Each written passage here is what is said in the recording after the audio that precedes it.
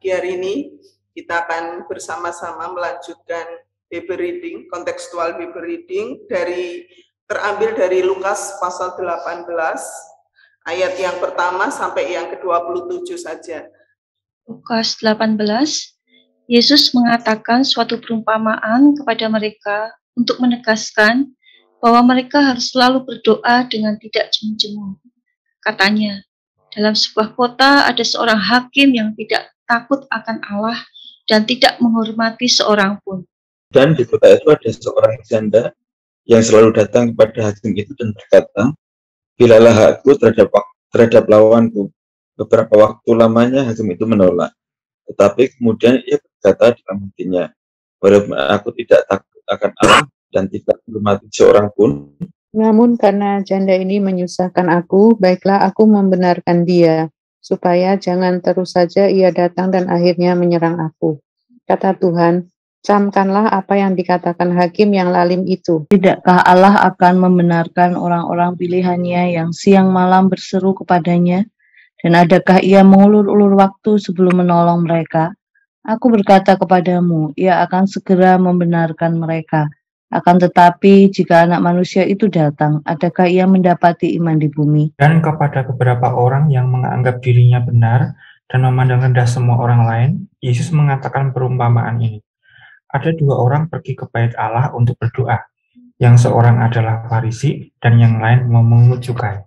Orang Farisi itu berdiri dan berdoa dalam hatinya begini, "Ya Allah, aku mengucap syukur kepadamu, karena aku tidak sama seperti semua orang lain, bukan perampok, bukan orang lalim, bukan pezina, dan bukan juga seperti pemungut cukai ini. Aku berpuasa 2 kali seminggu. Aku memberikan 1/10 dari segala penghasilanku." Tetapi pemungut cukai itu berdiri jauh-jauh, bahkan ia tidak berani menengadah ke langit. Melainkan ia memukul diri dan berkata, "Ya Allah, kasihanilah aku orang berdosa ini." Aku berkata kepadamu, orang ini pulang ke rumahnya sebagai orang yang dibenarkan Allah, dan orang lain itu tidak. Sebab barang siapa meninggikan diri, ia akan direndahkan, dan barang siapa merendahkan diri, ia akan ditinggikan. Maka datanglah orang-orang membawa anak-anak yang kecil kepada Yesus supaya ia menjamah mereka. Melihat itu, murid-muridnya memarahi orang-orang itu. Tapi Yesus memanggil mereka dan berkata, "Biarkanlah anak-anak itu datang kepadaku dan jangan kamu menghalang-halangi mereka. Sebab orang-orang yang seperti itulah yang mempunyai kerajaan Allah." Aku berkata kepadamu, sesungguhnya barang siapa tidak menyambut kerajaan Allah seperti seorang anak kecil, ia tidak akan masuk ke dalamnya. Ada seorang pemimpin bertanya kepada Yesus, katanya, "Guru yang baik, apa yang harus aku perbuat untuk memperoleh hidup yang kekal?" Jawab Yesus, "Mengapa kau katakan aku baik? Tak seorang pun yang baik selain daripada Allah saja." engkau tentu mengetahui segala perintah Allah. Jangan berzina, jangan membunuh, jangan mencuri, jangan mengucapkan saksi dusta, hormatilah ayahmu dan ibumu. Kata orang itu, "Semuanya itu telah kuturuti sejak masa mudaku." Mendengar itu, Yesus berkata kepadanya, "Masih tinggal satu hal lagi yang harus kau lakukan. Jualah segala yang kau miliki dan bagi-bagikanlah itu kepada orang-orang miskin, maka engkau akan beroleh harta di surga. Kemudian datanglah kemari dan ikutlah aku." Ketika orang itu mendengar perkataan itu, ia menjadi amat sedih, sebab ia sangat kaya. Lalu Yesus memandang dia dan berkata, "Alangkah sukarnya orang yang beruang masuk dalam kerajaan Allah." Sebab lebih mudah seekor unta masuk melalui lubang jarum daripada seorang kaya masuk ke dalam kerajaan Allah. Dan mereka yang mendengar itu berkata, "Jika demikian, siapakah yang dapat diselamatkan?" Kata Yesus, "Apa yang tidak mungkin bagi manusia, mungkin bagi Allah." Yesus, apa yang tidak mungkin bagi manusia, mungkin bagi Allah. Saudara-saudara, kita saat ini membaca dari Lukas 18 ayat 1 sampai 27 terbagi menjadi 4 perikop. Yang pertama tentang ayat pertama sampai yang ke-8 berbicara tentang hakim yang tidak benar. Nah, di situ ditegaskan waktu itu Yesus memberikan perumpamaan tentang apa yang harus dilakukan oleh orang yang berdoa. Di situ di ayat yang pertama dikatakan, Yesus mengatakan suatu perumpamaan kepada mereka untuk menegaskan bahwa mereka harus selalu berdoa dengan tidak jemu-jemu. Nah, dikisahkan ada di sebuah kota seorang hakim yang tidak benar, tidak takut akan Allah, bahkan juga seorang hakim yang lalim, dan juga ada seorang janda. Di situ dikatakan yang selalu datang kepada hakim itu dan berkata, belalah perkaraku. Nah, di sini dikatakan beberapa waktu lamanya hakim itu menolak, tapi kemudian ia berkata dalam hatinya, walaupun aku tidak takut akan Allah dan tidak menghormati seorang pun, namun karena janda itu menyusahkan aku, baiklah aku membenarkan dia supaya jangan terus saja ia datang dan akhirnya menyerang aku. Ayat 6 dikatakan, camkanlah apa yang dikatakan oleh hakim yang lalim. Di situ dikatakan, tidakkah Allah membenarkan orang-orang pilihannya yang siang malam berseru kepadanya dan berdoa kepadanya minta tolong? Tidak, dia akan tidak mengulur-ngulur untuk menolong. Nah, saudara, kita melihat di sini kata tak jemu-jemu terus-menerus itu dalam bahasa yang lain dikatakan ya cry out day and night, jadi terus-menerus, saudara. Nah, di dalam perikop ini kita melihat bahwa penting sekali untuk orang berdoa dengan tidak jemu-jemu, karena Allah akan ya tidak mengulur-ngulur waktu dan akan menolong orang-orang yang selalu berseru kepada Dia, selalu meminta kepada Dia, pasti Tuhan akan menolong dia. Sehingga di sini menjadi satu motivasi buat setiap orang yang membaca firman ini, bahwa ketika doa belum dijawab, ingat bahwa Tuhan pun mengajarkan untuk terus-menerus meminta kepada Tuhan. Jangan pernah berhenti, bahkan kalau perlu menangis, ya, berseru kepada Tuhan. Tuhan memperhitungkan itu sebagai kebenaran, sehingga tidak ada alasan untuk tidak berdoa, tidak ada alasan untuk tidak bergantung sama Tuhan, tidak ada alasan untuk kecewa terhadap Tuhan, karena Tuhan itu akan memberikan pertolongan dan tidak mengulur-ngulur waktunya. Saudara, mungkin ada beberapa dari kita yang sudah berdoa cukup lama, Tuhan belum menjawab, tapi di dalam perikop ini Yesus menegaskan untuk berdoa dengan tidak jemu-jemu. Satu pengalaman saya pribadi, 4 tahun berdoa dengan tidak jemu-jemu, bahkan ya berdoa dengan tidak jemu-jemu hampir 20 tahun. Ketika saya berdoa untuk orang tua saya bisa terima Yesus, dan akhirnya memang mereka menerima Yesus sebagai Tuhan dan Juru Selamat pribadi. Dia secara manusia kadang-kadang bisa saja menjadi putus asa, menjadi lemah, tetapi di sini Tuhan Yesus menegaskan untuk kita terus tidak jemu-jemu, tidak bosan, terus-menerus cry out day and night, ya. Nah, sehingga di sini dikatakan, dan adakah ia mengulur-ngulur waktu sebelum menolong mereka? Aku berkata kepadamu, ia akan segera membenarkan mereka. Jadi orang yang berseru-seru, berdoa dengan tidak jemu-jemu itu dibenarkan oleh Tuhan.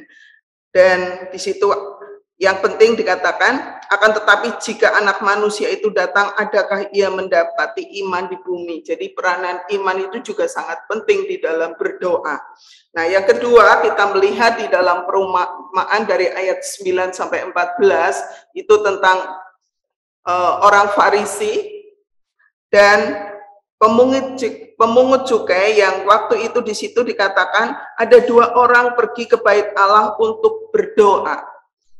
Yang seorang adalah Farisi dan yang lain pemungut cukai. Nah, kita melihat ada dua sikap yang sangat berbeda antara pemungut cukai dengan orang Farisi. Di situ dikatakan di ayat 11, orang Farisi itu berdiri berdoa dalam hatinya, ya Allah, aku mengucap syukur kepadamu karena aku tidak sama seperti semua orang lain. Bukan perampok, bukan orang lalim, bukan pezina, bukan juga orang seperti pemungut cukai ini. Aku berpuasa 2 kali seminggu. Aku memberikan 1/10 dari segala penghasilanku. Jadi kita lihat bahwa orang Farisi ini menganggap bahwa dirinya itu sudah memenuhi seluruh hukum Allah. Bahkan dia juga memberikan 1/10. Supaya kita melihat sikap yang berbeda di ayat 13 dari pemungut cukai, sangat berbeda. Bahkan di sini dikatakan pemungut cukai itu berdiri jauh-jauh, tidak berani menengadah ke langit, melainkan memukul dirinya dan berkata, "Ya Allah, kasihanilah aku orang berdosa ini." Nah, saudara, kita melihat ada 2 hal yang sangat berbeda, bertentangan. Yang pertama, orang Farisi mengatakan, aku tidak sama seperti orang lain. Tetapi pemungut cukai mengatakan, ya Allah, kasihanilah aku orang berdosa. Dan ternyata apa yang dilakukan oleh Tuhan, Yesus mengatakan, aku berkata kepadamu, orang ini pulang ke rumahnya sebagai orang yang dibenarkan Allah dan orang lain tidak. Jadi kita melihat sikap yang rendah hati itu sikap yang terpuji, sikap yang dibenarkan oleh Tuhan. Jangan lupa untuk menganggap diri ini paling baik, lebih dari orang lain.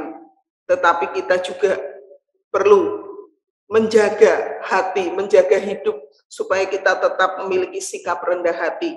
Karena orang-orang yang rendah hati, yang tidak sombong, yang tidak memamerkan apa yang bisa dia lakukan, itu yang diperkenan Tuhan, itu yang dibenarkan oleh Tuhan. Nah, di dalam perikop yang ketiga kita melihat ayat yang 15 sampai dengan yang ke-17, dan ini ayat ini paralel dengan Injil yang lain, baik di Injil Matius maupun juga di Injil Markus, tentang Yesus memberkati anak-anak. Dikisahkan di sini, datanglah orang-orang membawa anak-anak kecil supaya ia menjamah mereka. Dan murid-murid melihat dan memarahi mereka. Kemudian Yesus menegur dan mengatakan, biarkanlah anak-anak itu datang kepadaku, dan janganlah kamu menghalang-halangi mereka, sebab orang-orang yang seperti itulah yang mempunyai kerajaan Allah. Nah, saudara, kita melihat ya tentang sikap, bagaimana sikap orang dewasa, bahkan murid-murid Yesus yang memarahi orang tua yang membawa anak-anak mereka. Yesus mengatakan, jangan menghalang-halangi mereka. Banyak orang menganggap bahwa anak kecil itu enggak penting.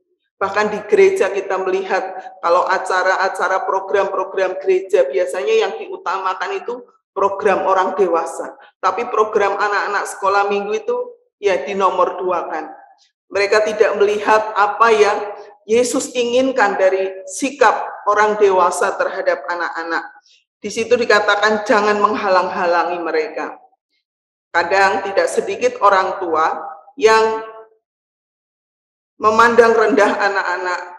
Bahkan kalau dia berjanji terhadap anaknya yang masih kecil, kadang tidak ditepati. Karena menganggap anak-anak itu bisa dibohongi, anak-anak itu bisa diperlakukan semau orang dewasa. Dan juga kita melihat juga ya di dalam pelayanan sekolah minggu, saya sering melihat banyak anak-anak waktu sebelum pandemi, anak-anak yang misalnya flu tidak datang ke sekolah minggu, nggak apa-apa. Tetapi ketika anak itu sakit, flu, pilek, dia tetap datang ke sekolah, dia harus sekolah. Tapi kalau ke sekolah minggu, nggak apa-apa, nggak usah datang, nanti juga bisa lagi gitu ya. Ini yang juga salah satu sih sikap juga tidak mengencourage untuk anak-anak datang kepada Tuhan. Nah, Yesus mengatakan di sini, jangan kamu menghalang-halangi, sebab orang-orang yang seperti itulah yang mempunyai kerajaan Allah. Karena di situ dikatakan sesungguhnya barang siapa tidak menyambut kerajaan Allah seperti anak kecil, ia tidak akan masuk ke dalamnya. Nah, kita lihat di dalam Injil Matius pasal 18, Yesus mengatakan bahwa di dalam diri anak-anak itu ada satu sikap yang terpuji, yang menjadi satu syarat orang bisa masuk ke dalam kerajaan Allah. Apa itu? Yaitu kerendahan hati anak-anak. Anak-anak lebih rendah hati daripada orang dewasa. Lihat saja ketika anak-anak itu bertengkar, biasanya tidak lama mereka akan bisa bermain kembali dan rendah hati. Kemudian anak-anak ini juga polos, murni hatinya. Artinya ya tidak punya motivasi-motivasi seperti orang dewasa. Di sini kita belajar kembali diingatkan, mari kita mengasihi anak-anak seperti Yesus mengasihi. Anak-anak menjadi fokus interest dari pelayanan Yesus. Mereka ditaruh di tengah-tengah dan Yesus memberkati, dan Yesus menginginkan setiap orang dewasa siapapun harus membawa anak-anak kepada Yesus. Menghantar anak-anak itu berjumpa dengan Yesus dan mengalami kuasa karya Yesus yang menjadi Tuhan dan Juru Selamat pribadi mereka, sehingga anak-anak boleh diselamatkan sedini mungkin. Bukan hanya anak kita, tapi juga anak orang lain. Mari kita mulai melihat betapa anak-anak itu berharga, betapa anak-anak itu juga statusnya sebagai orang berdosa tanpa Yesus. Nah, saudara, yang terakhir kita melihat di dalam perikop yang keempat adalah dari ayat 18 sampai 27. Di situ dikatakan ada seorang pemimpin kaya dan dia berkata, "Guru yang baik, apa yang harus saya perbuat?" Jawab Yesus, "Mengapa kau katakan aku baik? Tidak ada seorang yang baik selain daripada Allah." Dan ayat 20 dikatakan, "Engkau tentu mengetahui segala perintah Allah. Ya, jangan berzina, jangan membunuh, jangan mencuri, jangan mengucapkan saksi dusta, menghormati ayah ibu dan semuanya." Tapi Yesus mengatakan, masih ada satu yang kurang. Jualah segala milikmu, bagikan kepada orang-orang miskin, datang dan ikut aku. Apa yang diresponi oleh orang kaya ini? Orang ini menjadi sedih, bahkan dikatakan sangat sedih mendengar hal itu. Mendengar itu, Yesus berkata, masih tinggal, ya, jual dan bagikan. Ketika orang itu mendengar perkataan itu, ia menjadi amat sedih sebab ia sangat kaya. Lalu Yesus memandang alangkah sukarnya orang kaya masuk ke dalam kerajaan Allah seperti seekor unta masuk ke lubang jarum. Ya. Nah, di sini dikatakan, dan mereka yang mendengar itu berkata, "Jika demikian, siapa yang dapat diselamatkan?" Kata Yesus, "Apa yang tidak mungkin bagi manusia mungkin bagi Allah." Nah, di sini satu pelajaran yang Yesus ajarkan, bahwa orang tidak bisa masuk ke dalam kerajaan Allah dengan menuruti semua hukum Taurat, dengan melakukan usaha secara manusia, tetapi Yesus mengajarkan apa yang tidak mungkin bagi manusia mungkin bagi Allah, yaitu dengan percaya. Banyak orang juga seringkali mengejek orang Kristen itu percaya saja bisa masuk surga, ya. Tapi faktanya di dunia ini tidak banyak orang yang percaya kepada Yesus, karena percaya itu juga tidak mudah. Percaya artinya menyerahkan seluruh keberadaan dia dan merasa bahwa dia tidak mampu untuk menyelamatkan dirinya, sehingga dia butuh pertolongan dari Allah yang berkuasa untuk menyelamatkan orang itu. Nah, biarlah ini menjadi juga tugas kita, supaya kita juga boleh terus menyampaikan kebenaran firman Tuhan, bahwa kalau mau masuk ke dalam kerajaan Allah, kalau mau diselamatkan, hanya percaya kepada Yesus sebagai Tuhan dan Juru Selamat pribadi. Nah, di dalam amanat teks ini kita melihat Yesus mengajarkan untuk berdoa dengan tidak jemu-jemu. Mari kita kembali untuk terus introspeksi diri. Apakah saya sudah rendah hati, tidak sombong, dan mengasihi anak-anak seperti Yesus mengasihi anak-anak? dan mengikut Yesus secara totalitas, termasuk kekayaan apa yang kita miliki. Aplikasinya, apakah saya sudah berdoa dengan tekun dan tidak jemu-jemu? Apakah saya sudah rendah hati dan saya mengasihi anak-anak dan saya mengikut Yesus secara totalitas? Biarlah itu menjadi evaluasi buat kita. Mari kita lebih sungguh-sungguh mengasihi Tuhan, mengasihi orang lain termasuk anak-anak seperti yang Yesus inginkan. Amin. Ya, kita responi renungan pagi ini dengan menyanyikan Ini Hatiku Menyembahmu.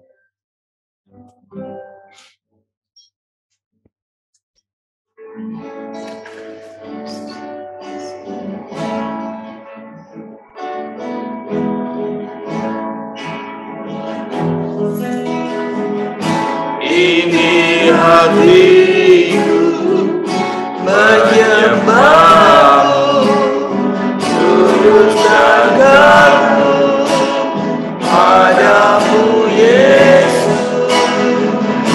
Ini hatiku tak sempurna, perlu campur tanganmu dalam hidupku.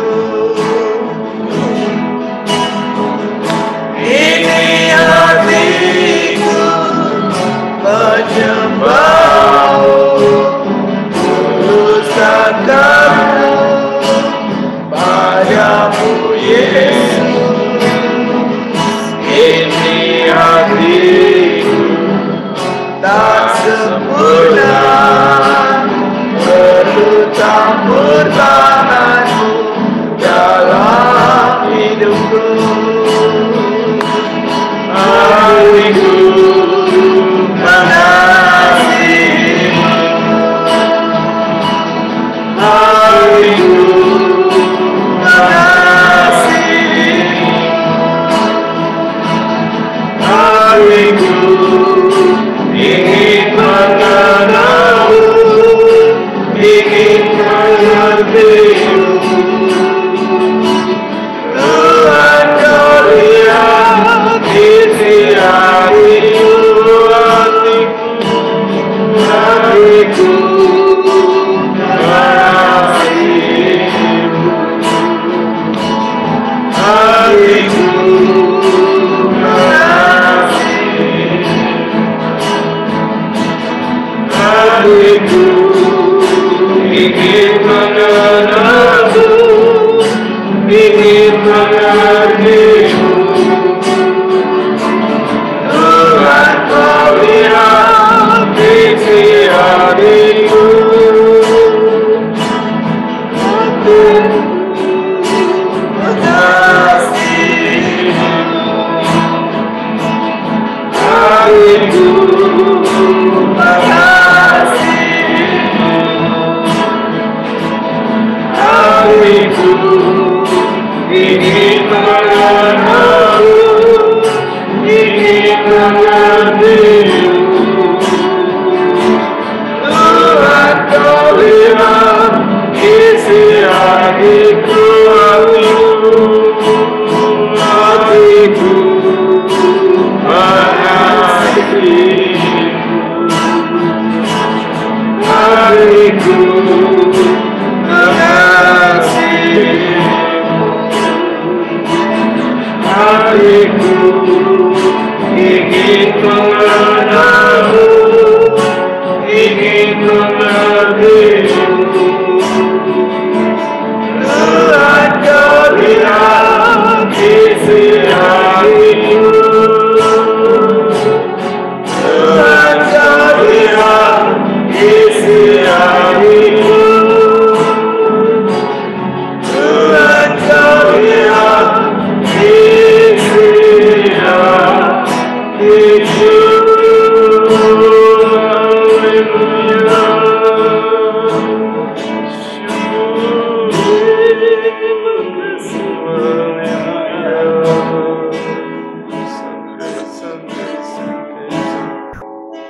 Banyak orang Kristen berdoa tetapi tidak tekun, dan ketekunan menunjukkan jawaban Tuhan.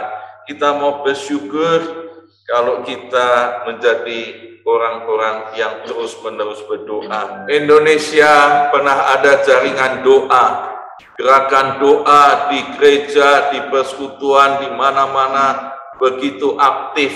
Kita terus berdoa, jaringan-jaringan doa di Indonesia, di gereja-gereja Tuhan, dan gerakan doa di dunia. Kita terus doakan supaya banyak pendoa-pendoa syafaat. Ayub akan pimpin, kita semua akan berdoa bersama-sama.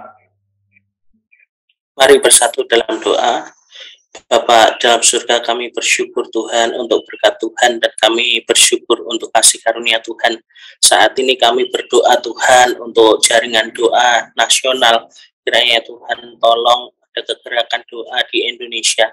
Kami berdoa Tuhan Yesus, Tuhan berkati, Tuhan yang pimpin setiap pendoa-pendoa di Indonesia ini. Kiranya memiliki kerinduan untuk bersama-sama berdoa bagi bangsa negara kami ini yang tercinta ini, Tuhan Yesus. Kiranya Tuhan Yesus juga tolong Tuhan berkati untuk komunitas Kristen, gereja-gereja Tuhan, kiranya senantiasa berdoa. Kami berdoa untuk komunitas Kristen di Papua, NTT, Kalimantan Tengah, Sulawesi Utara, Sumatera Utara, Jawa, Bali, dan kiranya Tuhan Yesus terus tolong supaya semuanya boleh mengandalkan doa dan terus memberitakan Injil.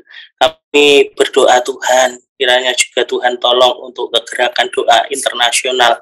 Tuhan Yesus tolong untuk bangsa-bangsa. Kiranya Tuhan berkati pendoa-pendoa, berikan hati yang senantiasa mau berdoa, setia untuk berdoa bagi bangsa-bangsa di dunia ini. Kami berdoa untuk Asia, Afrika, Australia, Amerika, Eropa. Kiranya Tuhan Yesus tolong semuanya boleh terus mengandalkan doa dan melayani Tuhan dengan mengandalkan doa.